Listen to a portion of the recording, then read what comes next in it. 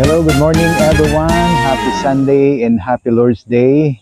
Today is worship day. Huwag po natin kalimutan to join the corporate worship and sama-sama nating sambahin, papurihan ang ating Diyos. Today, I just want to give you another verse from the Bible, from the book of 1 Peter chapter 5 verse 5. Sabi po doon, clothe yourself with humility toward one another, because God opposes the proud and He gives favor to the humble.